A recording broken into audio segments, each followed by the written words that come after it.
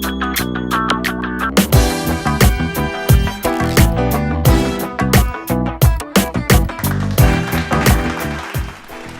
and welcome to Talking with Tina. I'm your host, Tina Wynn, and we have a great show planned for you today. Today's guests are here to discuss the 131st anniversary of the American classic, The Adventures of Huckleberry Finn. Since its publication, Huck Finn has become extremely controversial in terms of whether or not the author, Mark Twain, is racist or not. We've contacted Twain to appear on the show, but he has yet to respond. Here to discuss her opinion on the novel is an accomplished columnist and writer for Harper's Magazine. Here she is, Jane Smiley.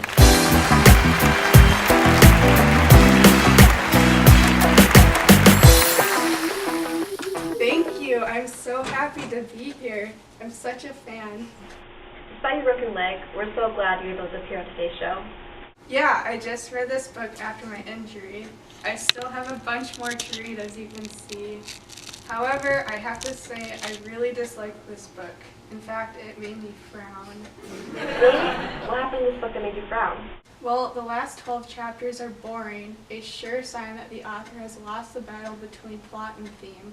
I'd rather break my other leg than read it again. Why do you think the last 12 chapters are so dull? Twain seems to lose connection between the beginning and end of the story. Not only is this disconnection extremely noticeable, but neither Huck nor Twain seems to care about Jim's desire for freedom. In your articles, you mentioned that Huckleberry Finn contains a lot of racism. What's your viewpoint on this book being taught in schools? I would rather have my children read Uncle Tom's Cabin due to its honesty and accurate portrayals of African Americans. If great literature has any purpose, it is to help us face up to our responsibilities instead of enabling us to avoid them. Wow, that's an interesting look on things. Thank you so much for joining me on Talking with Tina. Now please join us during our second half where we'll talk with two more profound critics. We'll be right back after this short break.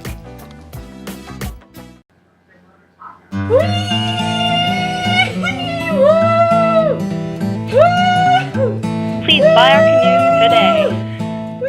Hi, my name is Tina Wynn, host of Talking with Tina. Did you know that every day in the US, 2 out of every 5,623 people are bitten daily by a rattlesnake?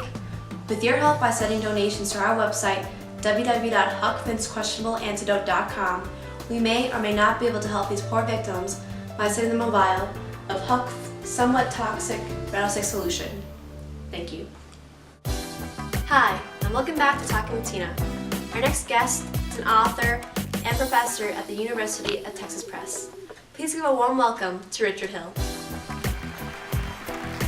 Thank you. It is honorable to be on a show where I can express my deep appreciation for America's greatest piece of literature.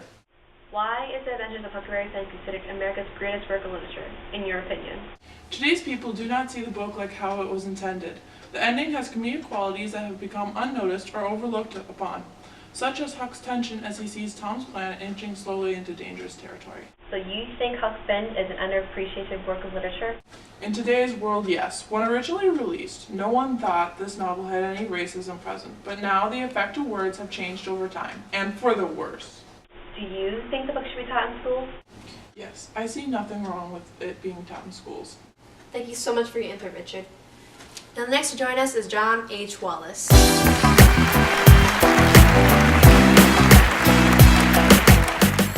Thank you for having me.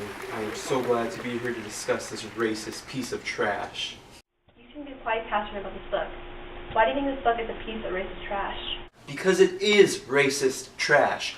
Huck is supposedly a good friend to Jim, but what good friend thinks lesser of their friends than they do themselves? And where does Mark Twain think that it's a good idea to use 200 times in the book? It is not necessary. This is an abomination.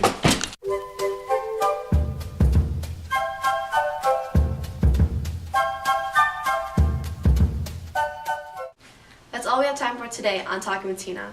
Thank you all for watching the very interesting episode where we celebrate the 131st anniversary of the Adventures of Huckleberry Finn.